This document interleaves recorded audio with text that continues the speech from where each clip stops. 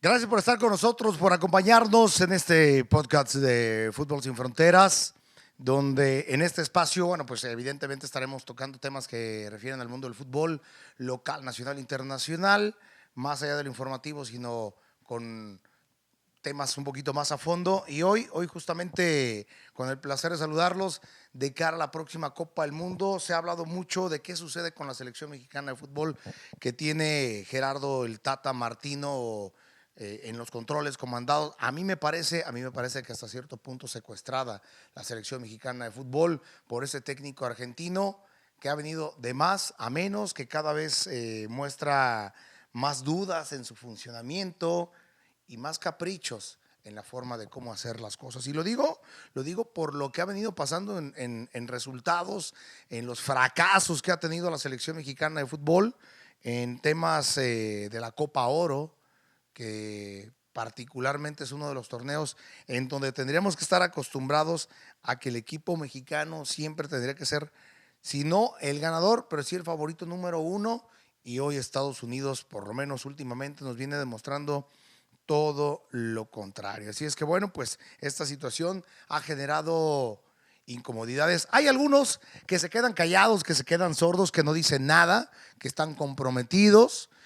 No es nuestro caso. Me parece que el Tata Martino le ha ganado el ego, le ha ganado la arrogancia, ha limitado muchas cosas.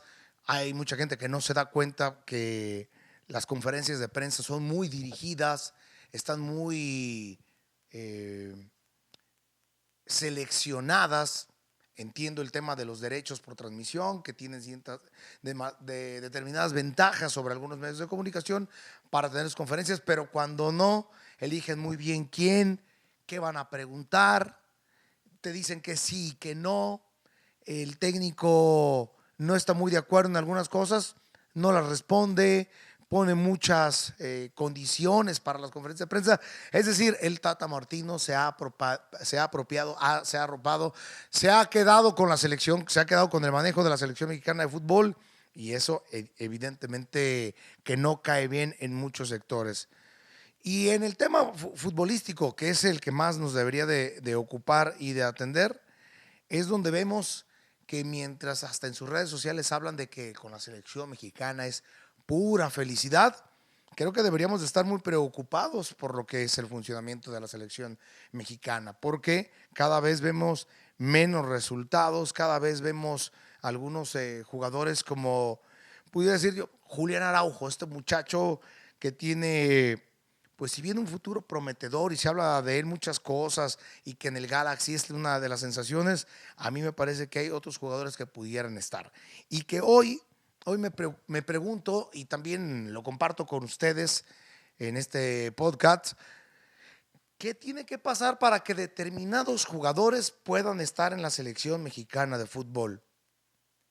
¿Qué tiene que pasar para que algunos jugadores no puedan estar en la selección mexicana o no deban estar en la selección mexicana de fútbol? ¿Qué tiene que pasar? ¿Bajo qué argumentos?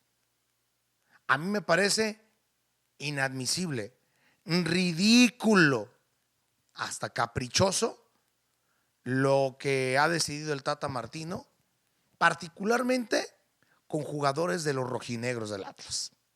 Y es que lo vimos en su momento con el caso de Jesús Angulo, extraordinario defensa lateral que estaba con el Atlas, que fue campeón con el Atlas, titular indiscutible. Nunca, absolutamente nunca el Tata Martino lo volteó a ver. Es más, no me acuerdo haber visto al Tata Martino acá en Guadalajara. No me acuerdo al Tata siguiendo un partido de Chivas o de Atlas aquí. Seguramente Chivas por lo que significa el nombre, el peso específico de la institución, pues tiene mucho más reflector, lo entiendo. Pero hoy el Atlas es otro Atlas, ¿eh? Hoy este Atlas está a punto de cumplir 2 años con un proyecto sólido, importante y diferente. Y Jesús Angulo fue llamado a la selección mexicana de fútbol hasta que llegó a Tigres. Con Atlas jamás lo volteaste a ver, Tata Martino. No te importa. incluso no te importa hacer viajes o no le importa hacer viajes al Tata Martino en algunos partidos quizás no tan importantes en Centroamérica por el problema de tomar un vuelo o tomar un avión, por su problema de la vista y demás. Me gustaría saber qué tipos de vuelos toma para poder viajar a su natal Argentina, ahí no hay problema. Es decir, el Tata Martino con la selección mexicana de fútbol hace lo que quiere, lo que se le ocurre y a su antojo. No me digan que Jesús Gallardo, el expuma, el que hoy juega con Rayados, o si se dice que juega, que para mí no está ni para ser titular con Rayados, es de los inamovibles con el Tata Martino, con la selección mexicana. Inamovible. Bueno, entonces, ¿qué le ve el Tata Martino bien? Particularmente a Gallardo, que para mí no está ni para el Mundial. ¿Qué le ve a él? Que no le encuentra nada a Aldo Rocha, el capitán de los rojinegros del Atlas, que aún así, que ha pasado las de Caín con complicaciones de lesiones, que se ha recuperado y que ha jugado de a poco, no logra ser convocado para la selección mexicana de fútbol. En una lista de 38 jugadores. O sea, no digamos que puede estar en una lista definitiva o poder ser visto en algún momento por el Tata Martino. Ni siquiera le alcanza para ser convocado. ¿Qué le falta al Pocho Guzmán?